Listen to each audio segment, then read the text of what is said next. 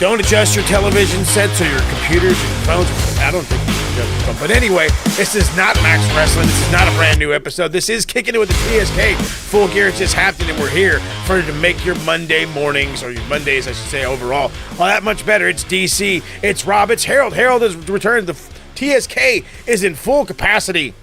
Oh my goodness gracious! It now could not be full a better time. The full four. That's right, the full force. If you want to get fancy, talking Full Gear. We've got a lot of pay-per-views to talk about. We're probably going to cover Survivor Series as well, and then just because I'm kind of liking it, we might drop in some NXT. But that's not today. This is Full Gear. This is today. Didn't watch any of the pre-show. I'm going to stop pretending like I watched the goddamn pre-show. Me either. So I want to jump right into the main because there was a lot of things that happened that made sense. I've got a lot of questions coming out of this show, and I have a lot of why didn't we do this? So let's hop into it and let's see if we all feel on the same boat. The show actually opened up with the Fatal 4-Way Tag Team title match. Private Party versus the Outrunners versus the Acclaimed versus the Kings of the Black Throne. House of Black, if you get confused. Malachi Black and Brody King. Oh my God, I was really going to say Aleister Black, and I was going to try to say it was Aleister Black again. And not only what was his WWE name? Aleister Black. It was Aleister Black. Yeah. Aleister Black. I was gonna say. I did say Aleister Black. Malachi Black. You see, I did say it. That's what I was gonna fuck. I was like, why am I saying Black twice? I already messing it up. Speaking of things that got messed up, was this supposed to be better than what it was? Because like, the Kings of the Black Throne got all the love, which they should have. I felt that now is a decent time, and I know, yes, Private Party just won the titles. We talked about this on Max, that it is a little too early to get rid of them, but they're doing squat fuck all with the House of Black, and they're sitting right there. It's a prime opportunity for them to get a win, to get the momentum to build off of something, make your fucking tag team division a tad bit interesting. I don't know, just something. And I mean, at least Buddy Murphy won his match. Hey, on the pre-show. Wow. On the pre-show. On the pre-show. But no, instead, in this one, they were the aggressors for the first 8 minutes, and then somebody said, go lay down. And that was the last we seen of them. That was it. We didn't see them for the last, I want to say, 8 minutes of the match. The first half they were there, the first half, it might as well have been a fucking triple threat. The Outrunners had more of a chance of winning than the House of Black. They were taking the longest nap there's ever been to take a nap. Yeah. And it just makes me immediately start to question, then what's the point? What was the point? I mean, I know you just needed teams out there, but if you just needed teams to lose, there's not some other... What are the guns doing? You know what I mean? Like, where's some other jerk-off team at? You're wasting two guys that, in reality, in WWE land, you're getting broken up. And they would actually both make good singles. But here, they're floundering, not only as a faction, but now as a tag team.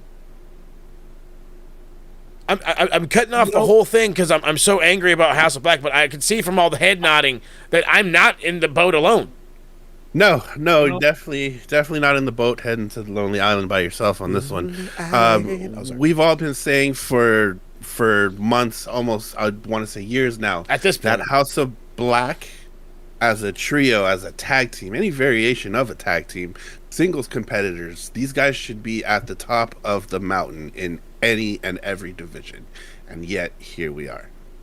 You know, I'd like to point out, you know, it makes you wonder if maybe they aren't on their way out. I know Malachi did the video where he said he's not retiring, he's not leaving. Well, and maybe that's the case, but I'd also like to point out he was injured for a bit. He was out for about 6 months with an injury, if I'm not mistaken. And what happened to Ray Phoenix when he said he was leaving? Yeah. Tony said, I got you for a whole nother year. And as of right now, he ain't done shit. So, if I'm working for AEW, if I'm a wrestler there, I'm thinking, well, if I'm on my way out, am I going to bide my time and keep my mouth shut? Which is what, you know, Lucha Bros should have done, thank you, Conan. Keep your mouth shut. Conan's Your fault. contract ends Conan. and you're free and cleared. Think about it. With the exception of Brody King, everybody in House of Black basically has a connection to WWE, either through having worked there or a significant other. Buddy has Rhea. Malachi has Zelina. Now imagine this. Imagine House of Black going back to WWE, taking over Judgment Day. I don't hate it. Because they're doing a fuck all with that right now. That's true. Just kind of expecting that to be a broken up faction by now, but if for some reason it's still there. Harold, I would say I think they've broken up, they just don't realize they've broken up. yeah, it's headed that way. But seriously, think about what they could do with that. Tony said, "I'll pay you to sit and do nothing." I'll pay you! To sit and do nothing. absolutely nothing. Please don't leave me! Harold, tell me why is it that this specific faction, for whatever reason, is being wasted? Is there any particular reason? Honestly, it comes down to it's got to be two things. One of two things. It's either they are not moving merch when given the opportunity, or I think what is more likely is there's a lack of faith in them staying past contract status. So there's just really no reason to push them. They want to be used, so maybe Tony's like, all right, well, you're just going to job out the rest of your contract. And they're like, that's cool as long as we're on TV. Maybe that's the deal. Who knows? The business aspect pokes his head Did in. not think about that, because now that I think about it, when's the last time you've seen a new House of Black shirt or any of the single guys, new merch? Yeah, I haven't seen anything, haven't heard of anything. Then again, they're rarely on television, unfortunately. But outside of the House of Black being completely and totally disrespected, for lack of better terminology, the main story of this was Max Caster's potential heel turn. And he's literally he's forcing his tags to go in there. He's taking forever to make pins. He's literally just being an asshole. He fucking threw the mic at Bowens, bastard. He threw the mic. He's proclaiming himself, and I've been hating this for as long as he's been doing. He's been proclaiming himself as the best wrestler in the world. I don't know what the fuck the frills on the bottom of the pants are. I think that's new. I'm pretty sure that's new. Is that supposed to be like Macho Man? Ultimate Warrior? I haven't heard any explanation of it, but to be honest, I've been so burnt out. I haven't been keeping up with Collision or Rampage or any of that, so I don't know if that's been a development in that respect. Your guess is as good as mine, brother. It's all started when MVP handed him the card. This is the truth. Yeah. And Bowens was just basically, for lack of a better term, what are you doing? We don't need him. And Bowens is like, maybe we do. And that's where the dissension began. It's not working out for him. For me, I thought this was a shocking win. Private Party end up hitting Gin and Juice on Caster. They pick up the wins, retain the tag team titles. Again, I thought it was a perfect opportunity to crown any one of them. Any one of these guys would have worked. You could have crowned the Acclaimed. I think you called that finish, didn't you, Dan? Or Mike did, or somebody did. I think it was Dan. Caster was getting. Mike did too, but I did it first. Caster, yeah. There it is. He did it first. I love it. That's what she said. And if you're not first, you're last. She also said that. But I was thinking that with this match, I couldn't help but think that it was an attempt to progress the tag division and kind of give everybody a little taste of each team. Hopefully it leads to AEW building a little bit for each team and not just using the exposure for nothing. which likely is what it is going to do because they never seem to do the right thing nowadays. But I think what they're trying to do is I think they see that the tag division fell off for a while. Oh, yeah. A good while. And I think they're trying to slowly build it back up. Much what WWE has been trying to do with their tag division. They've been trying to build it back up. And honestly, tag team wrestling has always been one of my personal favorites. I mean, WWE's tag division right now, at least on SmackDown, is pretty darn good. Yeah. And I think what they're trying to do now is they are trying to build that back up because AEW, despite their faults, they still have a lot of really good tag teams.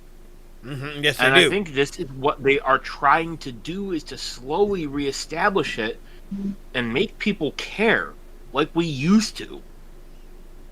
It was a big focal point at one time. Actually, it was the preferred company for tag team. I was going to say it was the focal point. You know, and I think this kind of resurgence of the tag team division is definitely needed. But just to kind of piggyback of what Dan said about the WWE tag team division, you had the Bucks who defended the titles I think a total of 3 times in 6 months, 5 months, something like that. 100 days, something like that. Judgment Day, Finn Balor and JD McDooner have been champs for 150 days and have had 1 defense. On TV, at least, because those are the only ones that count. Yeah, because those are the ones that matter, apparently. But what are we doing with tag team wrestling all across the board? Like, we got to get it together here. Taking off massive holidays in between. Massive holidays. Very quickly, before we move on to the next one, I do want to ask Harold this, because the boys are right. The tag team the tag team division has obviously gotten a reset button. But is Private Party the right tag team champions to run this reset? I think that's a good question. I think it's partly because it sets up whoever comes next with a solid victory. Like, whoever their next big opponent is, we know that they're the ones that are going to take the titles off of Private Party. I don't see Private Party having a lengthy reign at all. Probably next pay-per-view, I would assume, would World's be, End, right? Yeah, World's End, possibly. They might be able to stretch it out to Double or Nothing if they're lucky, but I doubt it. It's a bit of a stretch. Yeah. I don't think that's happening, but I think I think they're a layup for the next team, essentially. Which... A transition team. It could have been anybody. I think it could have been Dark Order. I think it could have been somebody like... there's one other team I'm forgetting, but I was thinking, there's another team that could be in this position. LFI. Yeah, that would have been a good one. Death Riders. Hey. Death Riders, they got a team. Yeah, it could have been something like that, but I think they went with Private Party, like I said, just as a layup. A layup, that's for sure. And I think it was also lip service to the fans. I mean, how long have we been saying Private Party? Give them a chance. And,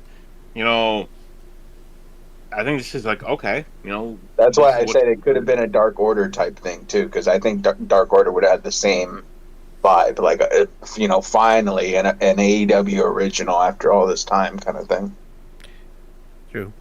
I dig it. I mean, how often did we clamor for Dark Order? Dark Order, for a while, they were hot. They were so hot, and now poor Stu Grayson got fired twice. Fucking Stu. How dare you? How dare you? All right, let's hop into the next one. MJF, Roderick Strong. I do want to ask this simple question before I break it down. Could we have done this on Dynamite? Probably. Yeah. Okay. Just glad we're all in the same boat. Other than that, I did like it. MJF, his thing is having banners. It was the American flag for a little bit. Now it's banners. Probably because Trump won, so I don't blame him. This one says, "Thank me later." I don't really know for what, but we'll get into the match. It's a good match. You know what I mean? It's Roderick Strong against MJF. MJF can kind of work with anybody. Same goes for Roderick. And it's one of these. It was they were working over. It was Roddy's arm or whatever. It was gotten hurt, and he kept working it over and working it over. That was the whole point, trying to get him to the the salt of the earth, which.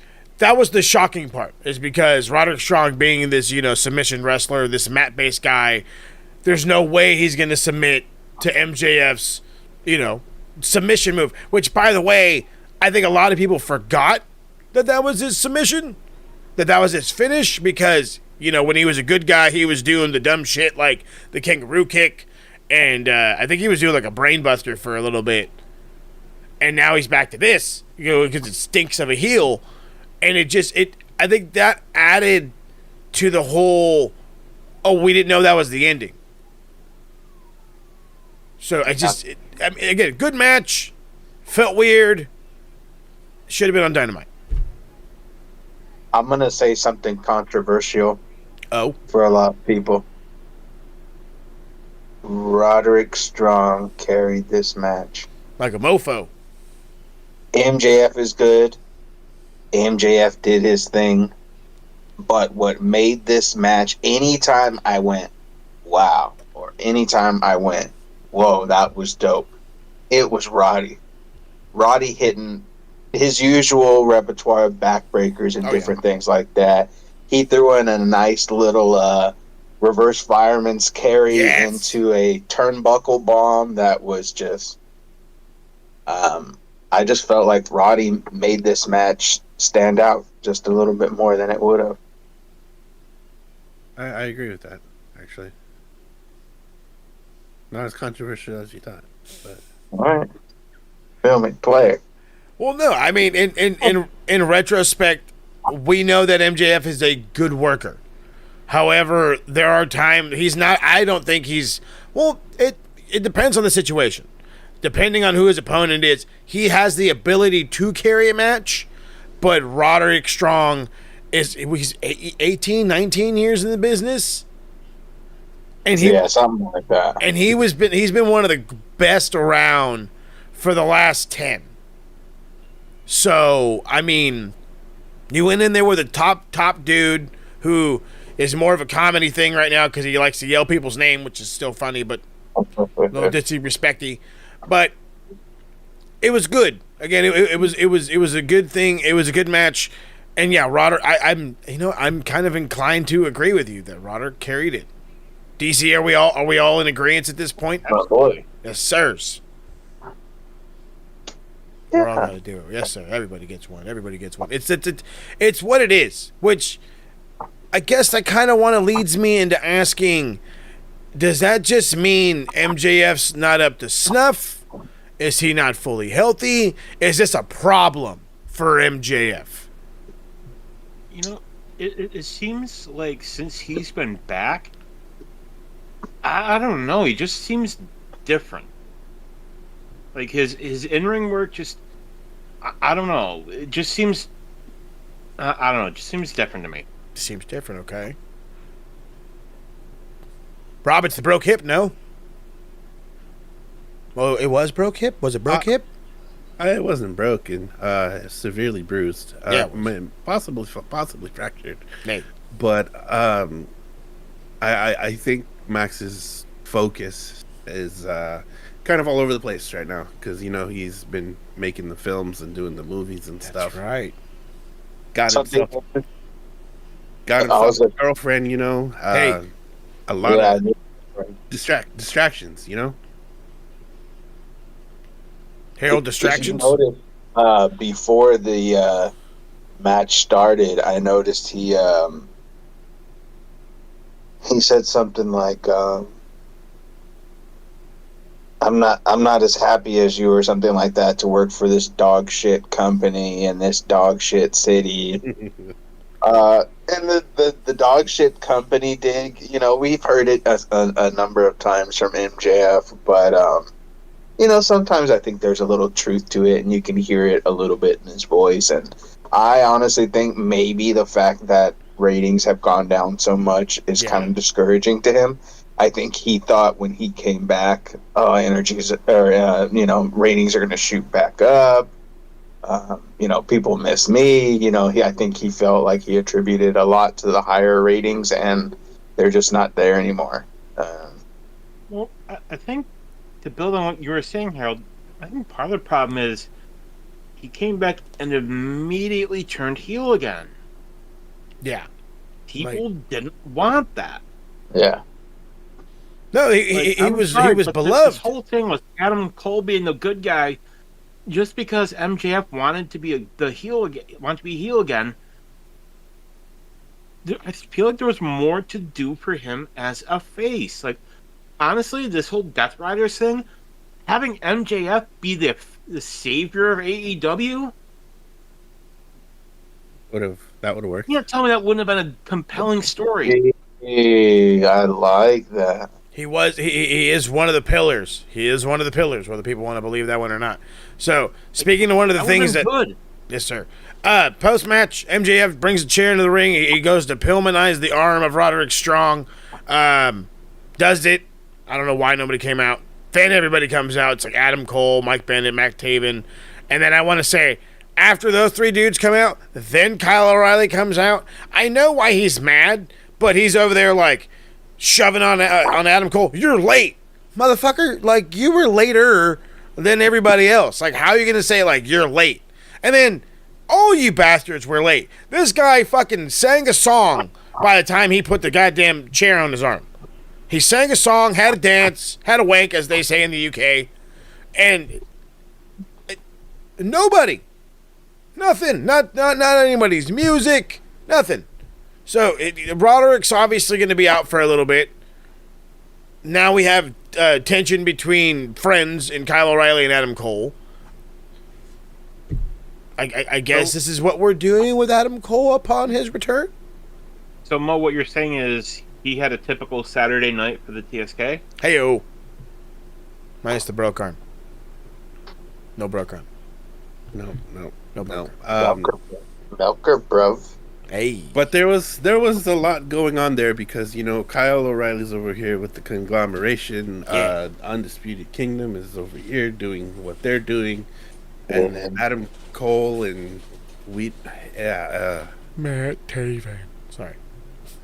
It's like all the ghosts of AEW's start and stop booking catching up with each other. And like running into each other in the hallway awkwardly because they've been written off TV. Oh, excuse me. Sorry, excuse me.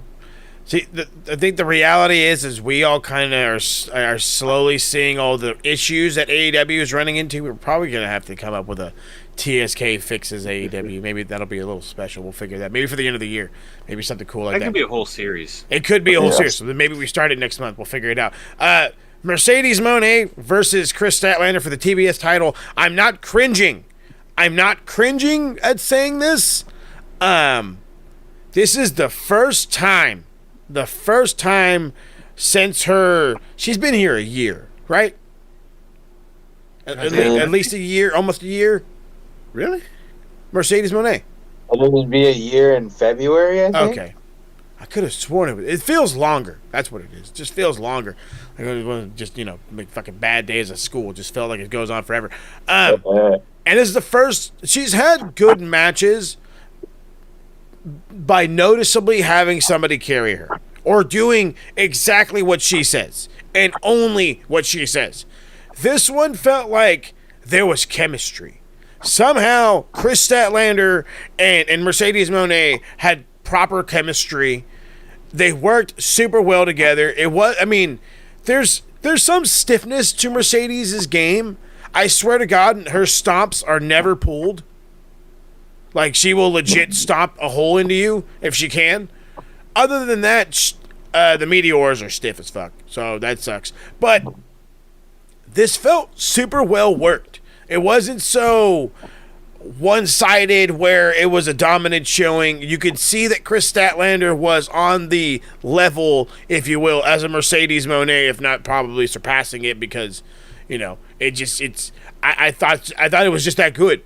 But this, again, the first time, and this is why I'm getting lost in my own words, because I don't remember the last time I praised Mercedes for anything. anything since her name change. So it's good on her. This was a good match. She's still TBS champion, which makes me think, if there's anybody that's chilling in the back, who is the one to bring it up? DC, you're dying for it. Go ahead. I said it earlier today in the Discord chat, and I'll say it again. It's gonna be Camille. I don't see how people can't see that happening a mile away. The way she's treating Camille, it's the story that so many companies have done so many times. WWE did it years ago with Shawn Michaels and Kevin Nash. It's so underwhelming. A lot of their storylines lately have been. Tell me when I'm telling lies. Yeah, which trust is one of the things we bring up, but it just. Rob, is he right? Well, is there any more to this? I mean, they've kind of made Camille look like a fucking dork. Thank you. There's that. I'll say it. Camille signed with the wrong company. Yeah, they did not help her. I mean, if they're going to put the TBS title on her, they're going to have to make her believable again. But, my thought with Julia Hart coming back, that she would be the one to take it off Mercedes. See, that's a good one. They've had that interaction. So, I mean, there's somewhat of a story there already. There's that. I like that. Why Julia's Unless going after Julia goes after Mariah May. I would prefer Mariah that. May started this whole... Well, we'll get into that later. Yeah. As far as the match goes, I gotta say, I rewatched Mercedes and Stat this morning, and it was even better the second time around. Fantastic match by both. Statlander is just real smooth, I feel, and I feel like that's where a lot of the chemistry came from. Like you said, Mercedes can be kind of stiff, which I think makes some of her movement look a little jerky in execution. And Statlander, I feel like, was fluid enough to kind of fill in a lot of those voids, kind of roll around the cracks, so to say, in the circle of the performance they were putting on. There we go. Yeah, it was solid. I dug it. Now, let me ask you guys a question to see, because I was thinking about this. We all know how good Statlander is. Yes. Could Statlander be moved up to the main women's title? One condition. Hey, they have to figure out if they're going to keep her face or heel, because turning every 30 days is. So they're going to big show her. Rob, what you're saying is they shouldn't make her the big show of AEW. Please don't. Hell no, son. And Big Show works for AEW, so. No BS. Oh my goodness gracious! But into the match, this was one of those. It was Chris Statlander's knee was being attacked, and I want to say Mercedes' knee at the same time was being. It was either a knee or her arm was being a focal point, and I didn't see the big knee braces on Statlander. It could have been under her gimmick or whatever, but I just didn't see him. The new gear she had makes it look like she's not wearing them. Okay, good, because I was just like, oh, crap, do not be taking those kind of bumps, those fucking bad knees of hers. Thank God she obviously wasn't. But temper tantrums. Chris Statlander refused to stay down. She would get hit with everything. She would escape the old finisher, the bank statement. And all it would do is drive Mercedes fucking batshit crazy. She's throwing tantrums in the ring. They're literally counting them every single time that she throws another tantrum. She ends up hitting the Three Amigos, which is one of the first times I've actually seen her swing her hips when she does it. So finally good for her. She goes up, hits a frog splash. She gets caught. There's like the F5, which I really popped for. I thought Statlander was going to pick up the win. She goes for a 450, crashes and burns. Obviously hits the knee. That's when there was a frog splash to the knee, and then she hits her weird whatever dumbass finisher that actually finally looked okay, and again retains the title. Yeah. So again, there's many. I've been curious of where I know we had already talked about like Julia Hart and probably a handful of other people that could be good. But I've been curious where the fuck Deonna Purrazzo has been this entire time. She was supposed to be. It's on 0 Hour with Anna Jay. Yeah, she lost to Anna Jay. Oh, come on! But you see, that's what I'm talking about. That's what I'm talking about right there. Like, she was a major... I have to do the quotes because obviously it wasn't that big of a signing. But she was a major signing for AEW. She came in as the hottest women's free agent there was. I'm not saying... Her out right away. Not saying you're better off in the E, but at this point... She wasn't. Fucking hell. Oh, no, not originally. I think she was on ROH. Her and Taya are starting a faction or something. I forget what it's called. But they got a little faction going. A little faction. Okay. I'll take a little faction. The Vendetta. There you go. That's a weird one. But good. I like it. The Vendetta. Speaking of ones that I liked, Switchblade Jay White, Hangman Adam Page. These guys have history. I love bringing it up every single time. And it's New Japan kind of history. You know what I'm saying? Every time they clash with each other, it's been in an arena where they can just beat the dog shit out of each other. And that's what they did here.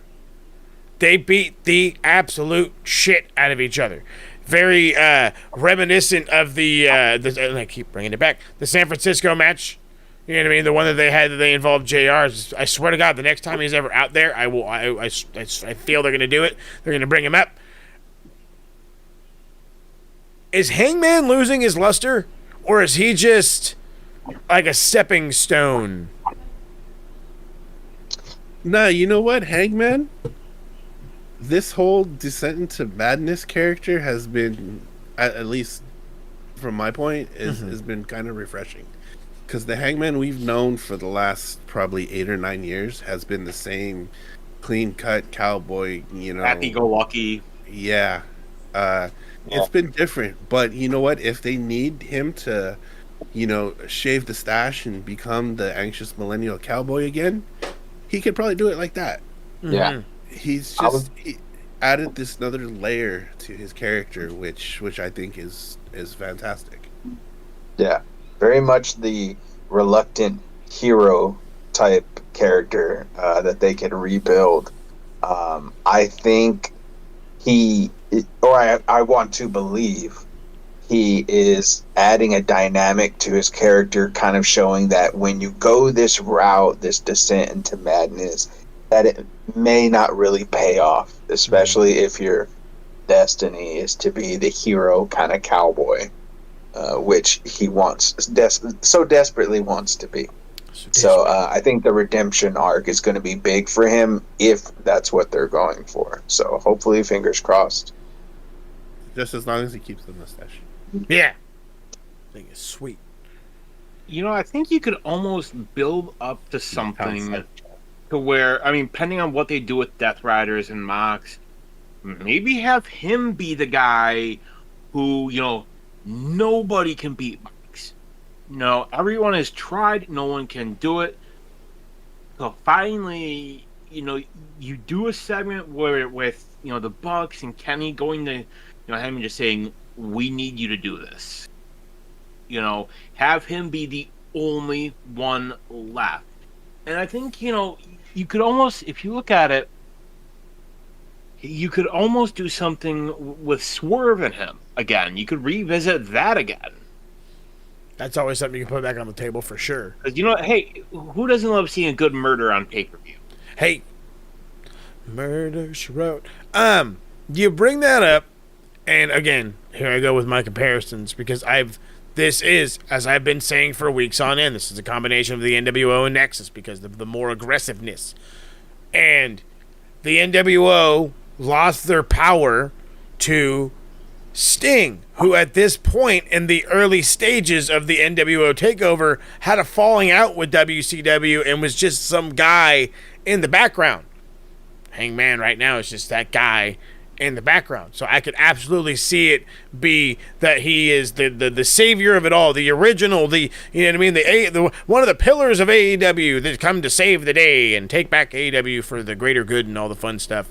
So I like that a lot. However, to get back to the match, I love that Jay White got a win. I love that Jay White's gaining momentum. I love the way that this thing finished. They're countering fucking every goddamn finish left and right. He's getting out of an ankle lock, goes to a roll through, ends up hitting the Blade Runner out of nowhere, gets the win. It's 5 wins over, I want to say, over Hangman right now, stemming back all the way back from the New Japan days. Excellent stuff. Fantastic. Great. Anything less than a 4, we're shitting on Uncle Dave. Absolutely. Absolutely. Back. Hey, I plan on doing that anyway. So. Hey. I'm fair. That's just how it is. Really quickly, after the match, Jay White goes up to the ramp to celebrate. Hangman is literally fucking running after him, lays him out. Christopher Daniels comes out to stop him. Apparently, he lays out Christopher Daniels. And from what I'm hearing, this is going to set up a match with Christopher Daniels versus Hangman Adam Page. So that's hilarious. But before we get into the next one, what is next for Jay White? I was gonna ask a similar question, but I didn't kind of want to go off on a tangent. Let's But go I on was a gonna tangent. say, what do you think is the end goal, basically, that they want Jay White to achieve in AEW? Because, I mean, I could see a couple options, but I want to see more. I want to know or think about more. So I'm curious to what you guys answer to this. Do we throw him back in the Continental Classic? Former G1 Climax winner. But then again, I feel like, and we're going to talk about him as soon as we're done with this one, I feel like the guy that got the big win over Will Ospreay should probably beat Okada. But at the same time, Jay White he's a big star. He's a major asset to this company so far. At least I feel he can be a bigger one. And I don't want to go feeding him to Moxley, you know what I mean, and just have him lose, because I feel like there's gonna just wasted momentum. Danny Garcia just won the TNT title, so I don't want to go that route. You know, it's Don't getting wanna put him Don't want maybe. to put him against the Keshta. Well, they Who's haven't got yet. trios right now? What was that? Who's got trios right now? Trio Death Riders. Uh, But see, you say no about Takeshita. I say why not? I agree with you, Mo. I'm saying do Takeshita. Because I don't want to see Jay lose, and I really want to see Takeshita and Shingo. I do too, and I feel like you could do that well after. You know what I mean? Like, because that's going to be at Wrestle Dynasty. What about So Wrestle Dynasty is the show after Wrestle Dream. Wrestle Kingdom. So After Wrestle Kingdom. why not do it the fucking Dynamite after? You know what? Like, what's the how New Japan does the what's their it's the New Year's Dash. The New Year's Dash show, you never know what's going to happen there, and at the same time in WWE, you never know what's going to happen the Monday after WrestleMania. So I think it's an opportunity. You get all the great stuff that we're going to see from the collaboration with New Japan, and then you have the opportunity to take another New Japan, keep that feel and vibe still going, and there you go. Have an opportunity to have him lose it then. And then again, it's a lengthy run. It's a lengthy run. He gets to fucking defend it in Japan. I'm sure he's going to go somewhere in December, maybe go to England or something like that and make some defenses out there.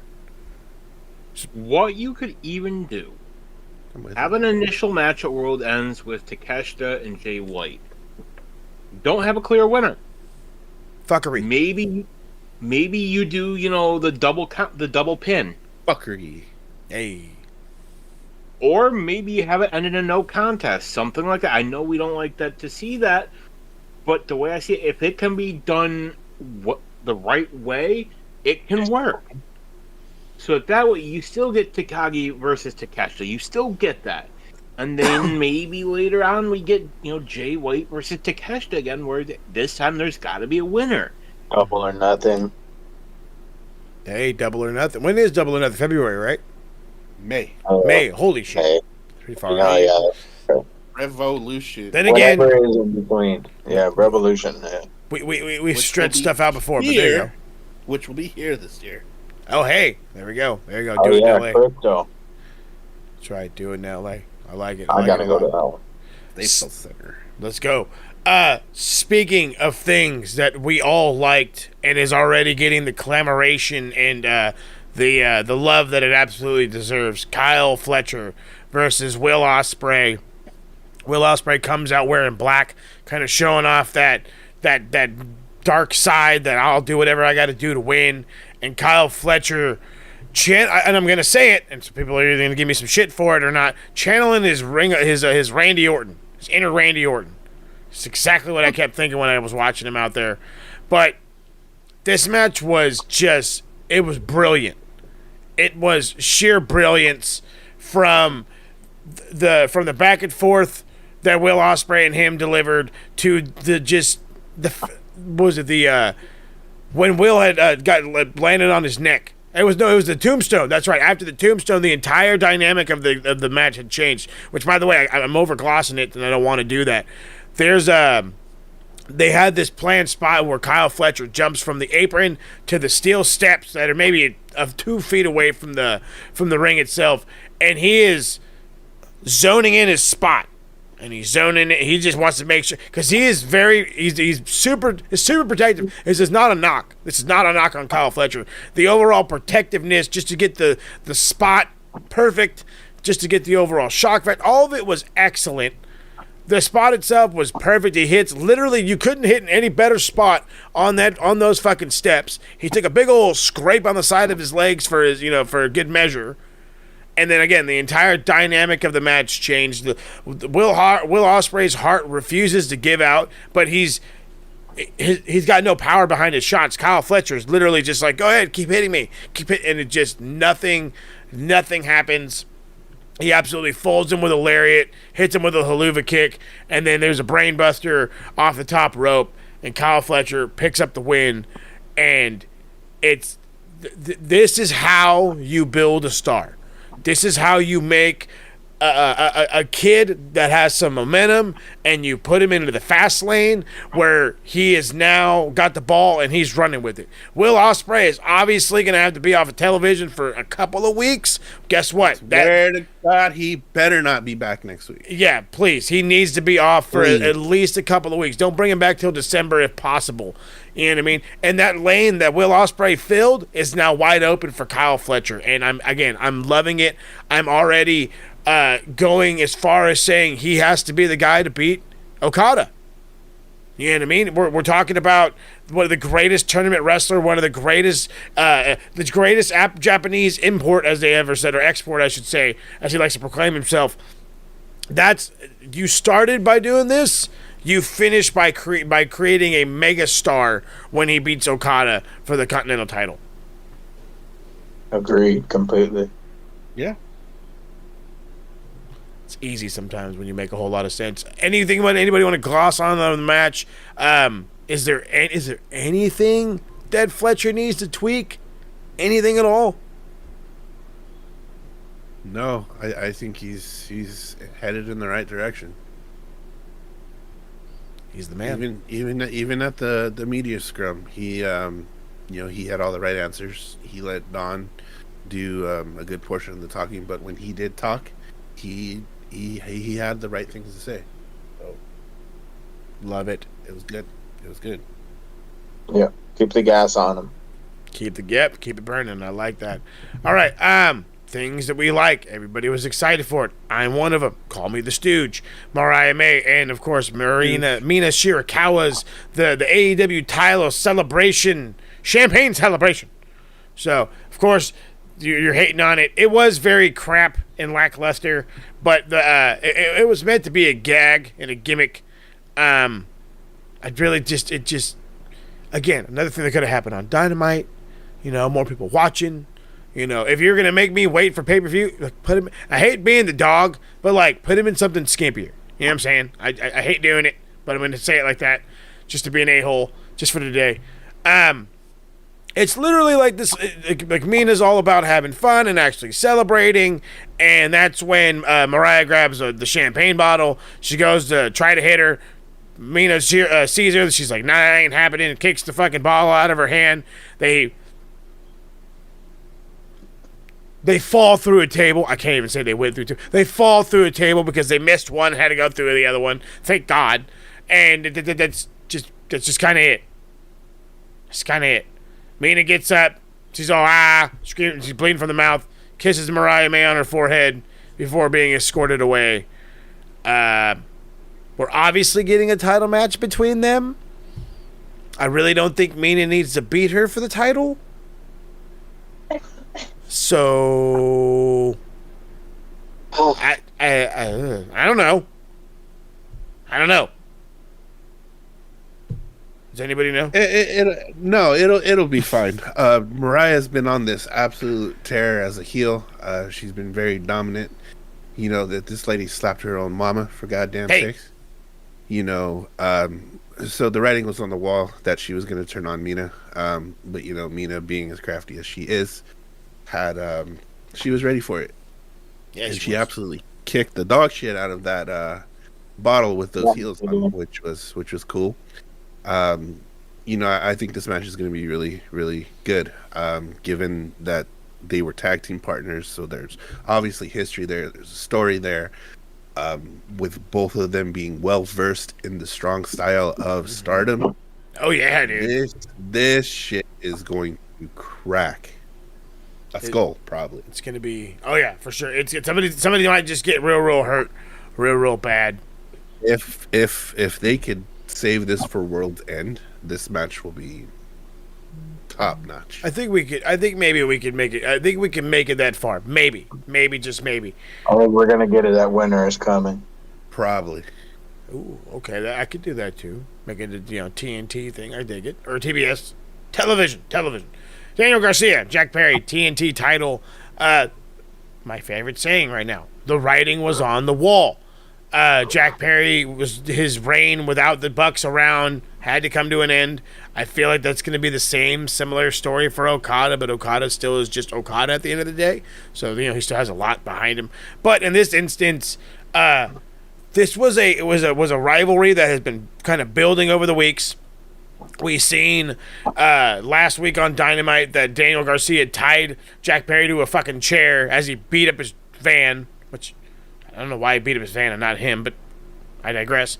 And then we get into the match itself. Danny Magic is on commentary. He was half like a big brother and half a commentator. So I hate when he does that because it kind of really threw me off. But other than that, it was a fine match. It wasn't the greatest thing I've ever seen. Jack Perry is truly slowly coming into his. I wouldn't even say slowly. He's coming into his own. The kid his work rate went from being I have to just be a tag team guy to I can hold my own in a singles match, to the point where I'm even saying send him back to Japan if you can, because it did him some wonders. Give him another 6 months out there. Have him run the G1 if possible, maybe Best of Super Juniors. And imagine how much better he can be when he comes back. But that's just my opinion. No, I actually agree with you because, this whole run as the scapegoat, it did what it needed to do. It was a good run to reestablish Jack as, a character outside of the whole Jungie persona. Mm-hmm. It kind of washed the muck off the whole Pepsi Phil situation to an extent, even though it's still getting brought up to this day for some Thank you, Phil. Dumbass reason. But if we all kind of saw that without the Bucks, he was probably going to lose the title, and sure enough, it happened. So, what's next? Send him back to Japan for a bit. Have him running strong. Yeah, dude. Oh, yeah. There we go. It's perfect. Based out of LA, go back home. Yeah, I mean, if you're not gonna, keep him in AEW for a bit, have him come back to New Japan. It wouldn't be a bad thing. I don't think we got Best of Super Juniors. Did that happen already? I think that happened. Already happened. Yeah, that already happened. Yeah, it's normally a summer thing. Give me Jack Perry and Zack Sabre Jr. Give me that. Hey. Now we're talking. Hey, I like that. Now we're talking. I kind of want to see that. But you know what? I can't. I loved it. My dude, Daniel Garcia, won it. As you know, he was going to. There was Good boy, never DG. any doubt. I think you could run the story when the Bucks eventually do come back. Because they're probably gonna come back as faces. It's gonna happen. It's gonna happen. You could run a story where Jack Perry kind of feuds with the Bucks and just says, "Hey, you left us here. Yeah. We needed you and you left." So maybe what you do to build on what you said, Mo, you have Jack Perry go back to Japan, do his thing there, and then when the Bucks come back, have him lay out the Bucks. Ooh. I like that. I mean, one person feuding against the Bucks, to me, it could be done. And you have the storyline and have him just say, "Hey, you weren't there when we needed you." Oh yeah, for sure. For sure, you can have something like that. You're gonna mess up all the people that hate the Elite. They're like, do we cheer the Bucks? Do we cheer Jungle Boy that he laid out? What do we do? Why you do it? They're gonna be so fucked up, and it's gonna be funny. That's why you do it. That's why you do it. What I'm wondering I'll fuck is it. who's going to be Daniel Garcia's first big defense with the TNT title. Josh Allen. Josh Allen? As soon as the Bills season ends, Oh my god. get Josh Allen in the ring. Do it. This is so hilarious. Do it. Do it Buffalo now. versus Buffalo. Book it. Book it. Do it now. Put it right in the Bills Stadium. Comedy. In dead-ass reality, though, as far as, like, dudes in the... I got it. There's not really a TNT division.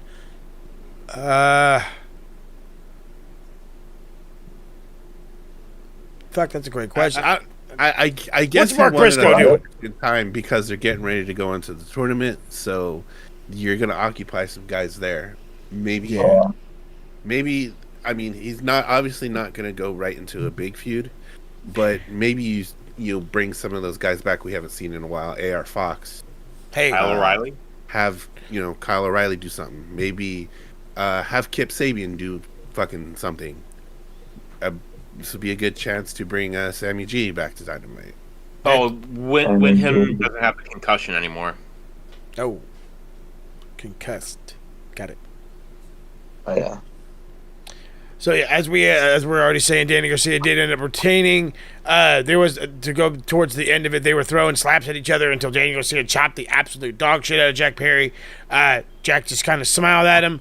There's the pile drive. There are many pile drivers in this one, and then Garcia sank in the Dragon Tamer, wrenched back, ended up getting a tap out win. I want to say this is his first AEW title, period. Correct. So congratulations to DG. Technically, he was the pure champion, Ring of Honor. owned by AEW. but- Hey, come on, semantics. AEW presents Ring of Honor. Attaboy. Now we're talking. You know what? I didn't expect this to be as good as it was. At least I thought it was good. Konosuke Takeshita versus Ricochet, AEW International title. They have unleashed Ricochet since he's arrived here in AEW. He is far from the whatever version that we got in WWE, which is, again, is not a total disrespect. He was toned down. Maybe not so much at NXT, but as soon as he got to the main roster, he was completely toned down. And this feels like, I didn't want to say NXT Ricochet. I did want to say maybe PWG kind of. Maybe even you can go as far as saying Prince Puma kind of vibe. It felt like he was unleashed. But then again, when you're working with somebody like a Takeshita, I can absolutely see it that way.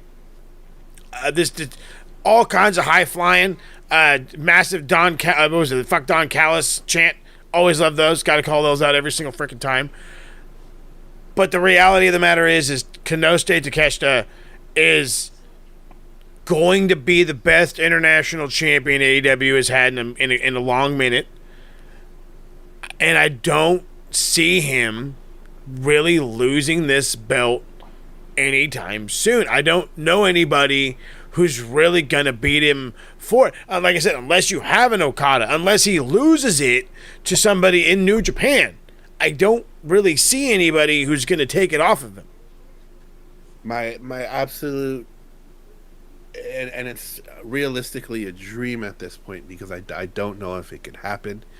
If Kota Ibushi could somehow get his shit together and give us that please. old Kota Ibushi, and it's such a long shot because the injuries have piled up. I know he wants to come back with Kenny and do a Golden Lovers run, which is still fantastic too. But to have Takeshita and Ibushi for that title would be fucking sir. The dream. And right now it's just a dream. Oh gosh, I love that dream. And you bring up Kota, and I immediately think of Kenny, and I'm just like, if he's gonna have a one-off with Gabriel Kidd, is it just a one-off? Is he anywhere near able to come back? Can we get something out of him? I feel like it has to be somebody in that upper echelon. Yeah, absolutely. It sounds like Kenny and Kota have been training their asses off. There's even a picture of, there's been pictures on Kota's social medias of them training. So yes. I guess we'll see that first match how Kenny does. But then again, I know if he wasn't in any condition to wrestle, he wouldn't come back. So he must be at least good enough to go. So we'll see where we're at. As far as Kota, same boat. Right. I know those injuries were pretty jacked up. Yeah. The last match I remember that we all watched was him against Marufuji, and that was sad. Oh yeah. It was. Yeah. I want to say, didn't he break both of his ankles or something? He already had a broken ankle going. That's right. It, and he broke the other one. That's what it was, and but that's Kota. That's always been Kota. He was the Iron Man of wrestling for ages, and Father Time caught up to him. Big time. I got one. Go D. Takeshita versus the one, the only, everyone's favorite murder grandpa, Minoru Suzuki. Hey, give me that one just for some fun. Because I don't need him winning, but just give me that one just for some fun. Go. Oh yeah, for sure. Fucking have that on like New Year's Dash. I think Suzuki's gonna wrestle forever. Yeah. He's gonna wrestle forever. Because how long did how old was Liger when he retired? He was like mid-50s, 56. I could have sworn he was in his 60s, but okay. I believe the 50s more than who was the old Muda? How long Muda wrestled into his 70s, I think. Muda's like 65. Oh, he's only 60. I'm over here and aging the shit out of him. Just retired. Yeah. I'm aging the shit out of him, poor guy. I apologize. Speaking of somebody who dude that did shows for GCW and TNA. Mm-hmm. I can't. You know the guy I'm talking about. I can't remember his name, but he's like 70 and he still wrestles. Mike Johnson. Yeah. Mike Johnson. Okay. Good God, that's not Jackson. Maybe. Yeah. I don't know. Maybe it was a Jackson. Like it's like Action Mike Jackson or something. Yeah. That guy. Okay. Yeah. Oh my goodness. Let's do just for the fun. Suzuki is the Keith Richards of pro wrestling. He's going to keep going forever. Yeah, he definitely is. Suzuki's only 56, so he can go. He can go another 20 years. Suzuki's got time. Probably. Oh, yeah. We're all telling the murder grandpa what he can do. Yeah, the fuck right. He's going to do whatever he wants. Facts. He's going to do that's exactly what it is. He's going to do whatever he wants and only whatever he wants. Bobby Lashley versus Swerve Strickland. I think this is going to be another one of those questions we go into it, but this was a dominant showing by Bobby Lashley, as it should have been, because that's the idea here. Swerve is been just giving everybody everything. All the momentum, not all the momentum, but all the work. You know what I mean? He's taken so much of most of these matches, and for the first 6 or 7 minutes, he was getting fucking just ragdolled. Just manhandled like a motherfucker. And then it kind of slows down. It gets a little bit more into his favor, kind of because they're on the outside and he can use the arena to his advantage. We're back on the outside. Swerve Strickland gets the MVP's face, kind of delays this whole thing. It's belly to belly. There's a spear through the barricade. Ends up hitting another spear before putting him in the Hurt Locker. Swerve Strickland then just I want to say he passes out. Yeah, passes out. We've been talking about who's next for this and who's next for that and what's next for this and trying to help figure out where the landscape of AEW is going. And I'm inclined to do the exact same frickin' thing with Bobby Lashley. You beat one of AEW's top stars, which I don't have a problem with that. Let me make that abundantly clear. I don't have a problem with top guys losing. I have a problem with there not being a plan to why this top guy is losing. I understand that Bobby Lashley is a big name. He's been doing this a while. Multiple time TNA champion, Impact champion, whatever the fuck you want to call. You know, heavyweight champ, world champ, ECW champ. I don't think he was world champ, but ECW champ. You know, he's a star. He's a name. He's a face. I dig it. But what the fuck are you going to do with him now at the expense of Swerve Strickland? And at the expense of who else? But then again, that you say that, my thought process is people need to be fed to John until they figure out if it's going to be a Hangman that's the savior or Darby is going to be the savior or whatever have you. Is Bobby Lashley going to be somebody that's going to be fed to a world champion? Is he going to get fed to a Takeshita? Is he going to get fed to a Okada? My issue with this whole bringing Lashley in thing, what does Lashley add to AEW long term? Fuck all. I'm a long term guy. You know, I need bring somebody in play the long game. Yep. Lashley's, I don't know if he's 50 yet. If he's not, he's got to be damn near close. Yeah, something like that. 47. Holy shit. How many good years does he really have? Maybe just his contract. I mean, a year? Long game, what does he have? Is he the guy you want to put your company on a 47-year-old guy? No. No. I don't see what this does long game. I don't want to 48. I don't want to we're way wrong. I don't want to cut you off and kind of make this whole but here's the good not unless you want to be on the same level as an Impact or a TNA. You know what I mean? If you don't want to progress, I'm going to use big words here. If you don't want to progress into that upper echelon of pro wrestling, then yeah, you have a Bobby Lashley to help run your company. You know, or not, I wouldn't say, but to lead your company. That's what I should say.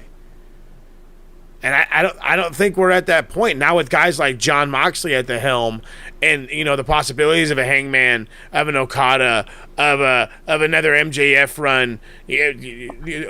There's so many other people. There's so many other people. Exactly. How would you feel about Shelton Benjamin and Bobby Lashley taking the belts off of Private Party? There we go. Now that's a thing I could see, and I could see that being like a usable thing for them. Kill him dead. Shelton Benjamin and Ricochet. Put Ricochet with the Hurt. It doesn't. But we've seen that already. I was hoping to kind of tie the loose end of Bobby Lashley, like where you were going to put him. I feel like World Championship, too much. Tag title, maybe that's something you might want to have him do. I could see TNT, but not title at best. Yeah, but not for like a year, no? I can't see him have any gold outside of a tag title for a minimum of a year. Yeah, I agree. It's same old story we get from AEW. We overload the roster, hope somebody hits, and kind of rock with the momentum. And speaking to somebody who hits pretty fucking hard, Jon Moxley, Orange Cassidy, AEW title. This is the main event. And I don't want to sound like Jim Cornette. And I'm going to do my best not to, so I'm not going to try to make fun of anybody from indigenous countries. But Jon Moxley fucking just towers Orange Cassidy. Made him look like a fucking teenager amongst a grown-ass man. Jon is a massive motherfucker. Sure is. Just... And the use of that was on another level. The sheer and utter brutality that Orange had to endure, being busted open early, thrown everywhere possible, being hit with the guy's wearing sweatpants and kicking your ass. Like, the only way to make it fucking worse is you have the fucking American flag ones, you know, that you break my wrist and walk away, you know, like. Okay, now watch this. I'm just gonna break the wrist and walk away. Break the wrist, walk away. Jeez. If it was that kind of guy, like that's what it felt like. Like you're getting your ass beat by that kind of guy. Yeah, this is probably a typical Saturday for Mox. Go out and murder somebody. And again, it's not like Orange Cassidy is a bad choice for this, but it's one of those. It's where it didn't feel that believable. We didn't feel that Orange was really going to be the guy to win. And then when it kind of slowly maybe was going to get there, here comes the rest of the Moxley murder crew, if you will. And again, like I keep saying, that's where we're at. As soon as the momentum happens, it changes because here comes all the goons. But at the same time, we got everybody else. Tomohiro Ishii, Rocky Romero, Kyle O'Reilly, kind of evens it out. It looked like Marina Shafir was going to be all alone to cause some damage. Willow Nightingale comes in, makes the save. She's returned. Thank God for her. But it just doesn't matter. It just doesn't matter. Mox was stumbling around. He grabs the ref, which allows Wheeler Yuta to fly in, hit the Pasaka knee, comes in, follows up with a Death Rider, picks up the 1-2-3, still AEW champion. Immediately after the match, they have this like green chemical, and as a guy that, you know, cleans for a living, and I'm like, that you're not supposed to put that stuff on open wounds. And they're like pouring it all over him, and I'm like, God, I just hope that's like some food coloring or whatever. Maybe it's some soapy water. I don't know. I just kind of got all nervous for, you know, bacterias and such, just because I'm a fucking freak. Hangman, this is where I'm starting to think that maybe it's going to be Hangman. Because Hangman comes down, and he's got this chair in his hand, and it looks like he's going to just start wailing everybody. And he goes right up to Wheeler Yuta and just bam, right in the face. And I loved it. I thought it was great. And it looks like he's going to go to Mox. And no. All of a sudden, Christian Cage hits the ring. Hits the kill switch on Moxley. Hangman picks up the briefcase, looks at it, fucking takes all day forever to give it back to fucking Christian. Ref comes down, Switchblade Jay White prevents him from fucking doing anything. It's a giant clusterfuck. Nobody does anything. Death Riders scurry away. That's it. Christian still has the thing. So it's like we're setting up all these weird ones. Jay White got his revenge for him forcing a loss against Hangman. So now that is a storyline possibly over, Christian cashing in is there, but I don't know if he's actually going to. Like it feels like somebody is going to continuously interfere for his interference, or he procrastinates. So I don't know where to go on that. Again, we keep talking about what's next for Jon Moxley and the Moxley murder crew. So I guess I want to go with that one. What's next for them? And is Christian Cage ever going to cash this thing in? He probably will, but he's probably going to fuck it up. Yeah. It might be funny if he makes that a lifelong career thing. Yes. That he just carried around that clipboard, and every once in a while he'll come out and like he's gonna cash it in, and right before he cashes it in, something else happens, and he can keep that gimmick going for forever. Yeah, we can. like Jericho's list. What's going on with Luchasaurus? Like, is he still in the hospital or? Him almost dead. Not quite. Nah, there hasn't been an update in a while, but last that we all heard, he was on oxygen. He may not be back then. Yeah, no news is kind of bad news at this point. Yeah, Seriously. yeah. Like they're trying Which to is keep it really quiet, unfortunate. That pneumonia is nothing to play with. for sure. So, do have to bring up this last little bit of nonsense. As the Death Riders are scurrying away, we head to the back. They actually pulled up in this truck.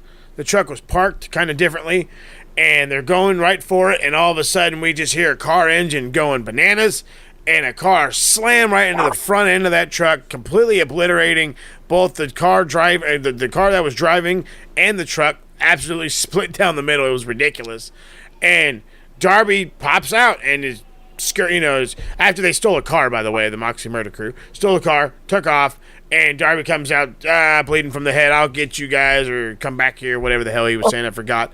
But it looks like Darby's next. But again, it's one of those things where, and I hate saying it, it's the little guy that makes me think that that's not going to be the AEW original to actually win, because Moxley's a big, powerful son of a bitch. He is. Yeah. If Darby is the guy, in which we've all heard the rumors that he is, he's going to need to assemble an army. Yes. The Darby army. The Darby army. He's Army, maybe an army of Darbys, Hey, if you will. TSK trademark that right now. Darby Army. The Darby army. But they're going to have to build up some guys over the next couple of weeks, because they've just made their entire team of faces look like absolute dorks over the last couple of months. facts. Yep, absolutely. So they're going to have to do something about that. Go ahead, dude. I think if you're gonna have it be Darby, it can't be on the first attempt. There need to be multiple matches with him and Mox. Mm-hmm.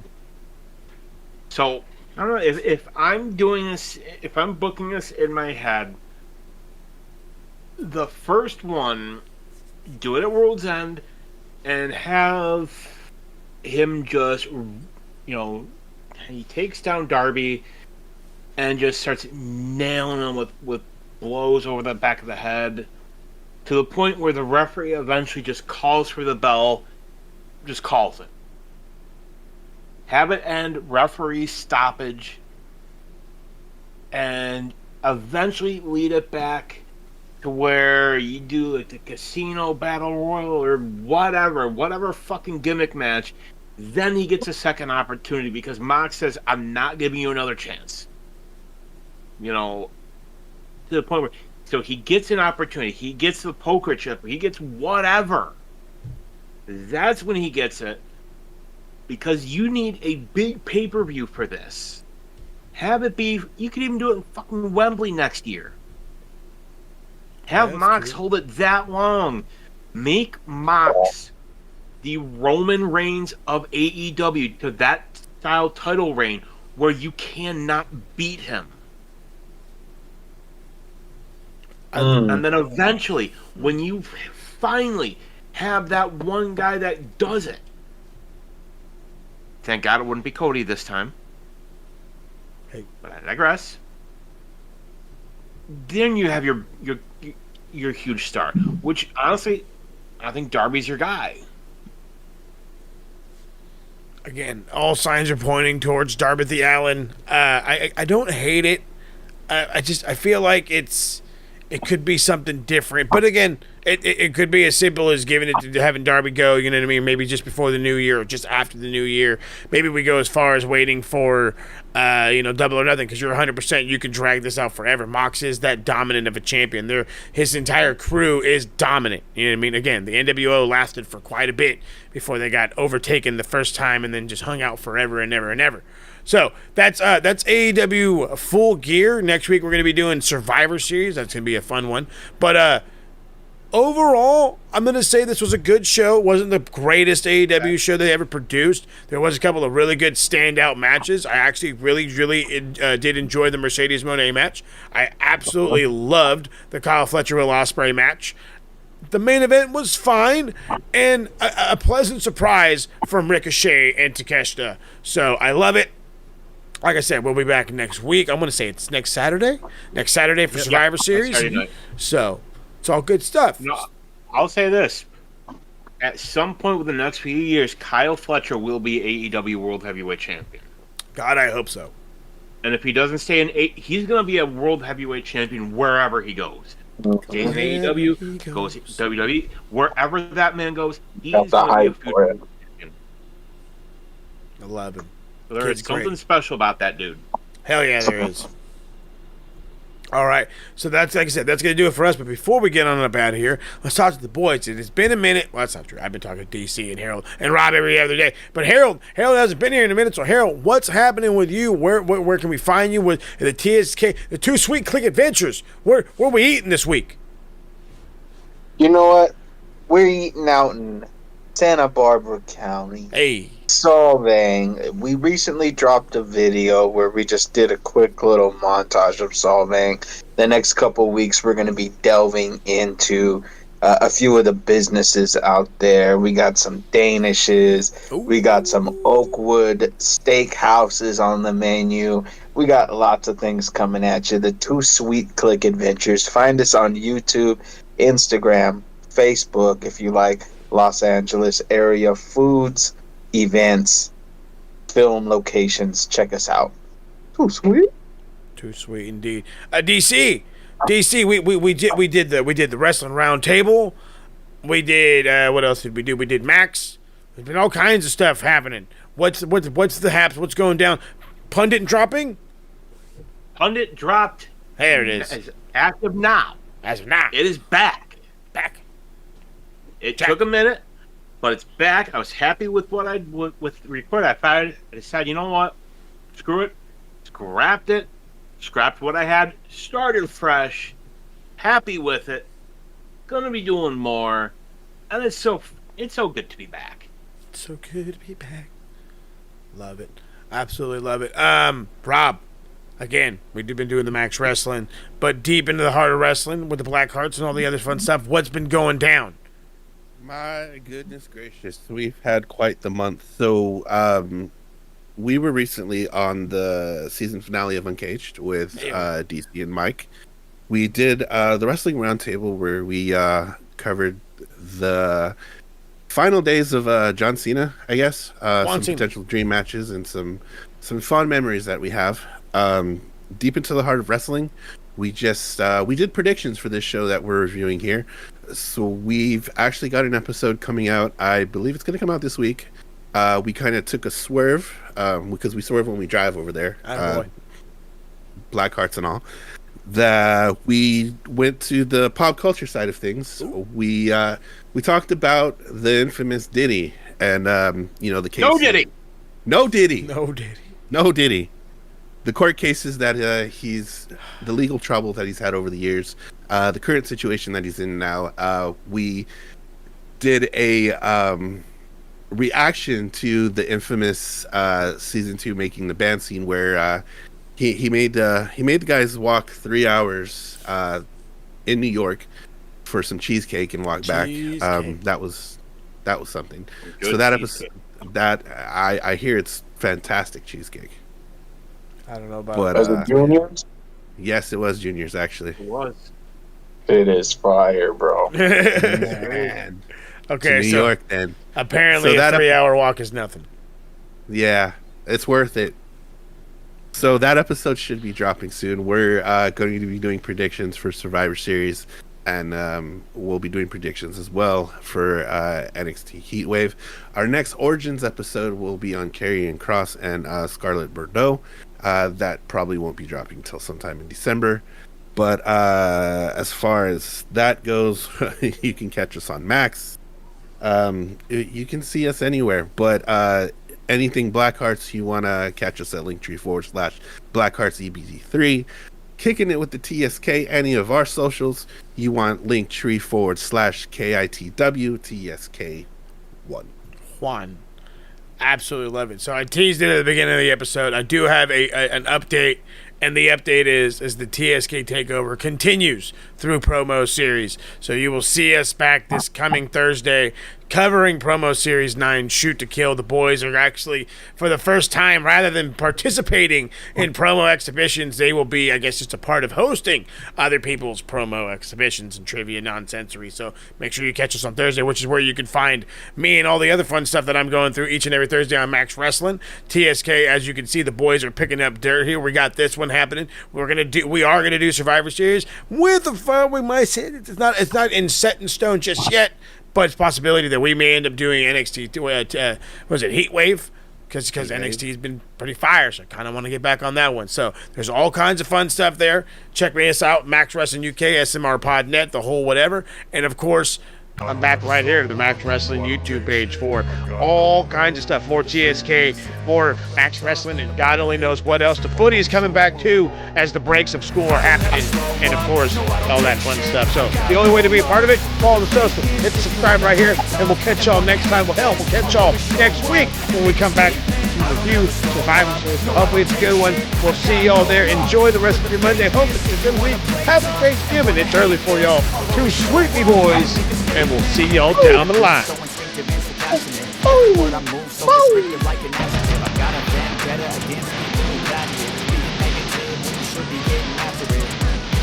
I got facts over tracks, and that's big smokes, getting fast, knock the roast, I can gas, think I'm okay and last, but I don't know if that can erase all the past and the pettiness, a reflection of the emptiness, hilarious, you think you're with my time, you're delirious, mysterious, because you are behind the fake exterior, inferior, you know I'll always be a bit superior, get off of me, this ain't no humble brag, I want you to hear words, you can say them back, I want you to feel free from the chains that last, and to believe in what you got, it was built to last, yeah. Now that I'm in the middle, I never got anyone's help. I had to do it all myself.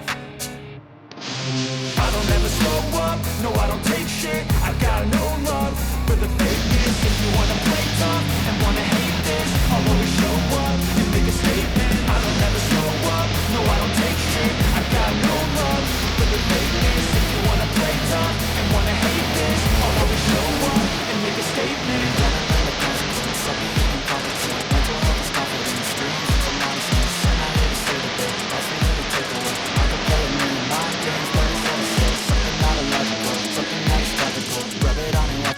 Make yourself unstoppable.